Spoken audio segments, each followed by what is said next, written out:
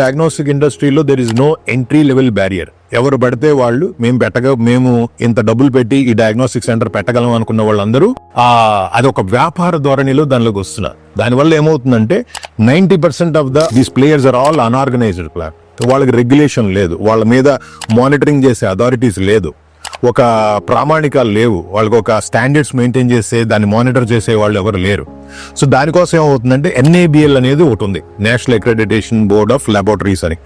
వాళ్ళు ఒక ప్రామాణికాన్ని ఇస్తారు. ఏదైనా ఒక ల్యాబ్ లో వీళ్ళు చేసే పద్ధతి కరెక్ట్ గా చేస్తున్నారు అనేది ఒక స్టాంప్ వేస్తారు. మనం చేసే పద్ధతులు వాళ్ళు వచ్చి మానిటర్ చేసి చూసి ఆ క్వాలిటీగా వీళ్ళు రన్ చేస్తున్నారని మనకు ధృవీకరణ పత్రం ఇచ్చిన తర్వాత అప్పుడు మనం NABL అక్రెడిటెడ్ ల్యాబ్ కింద వస్తాం.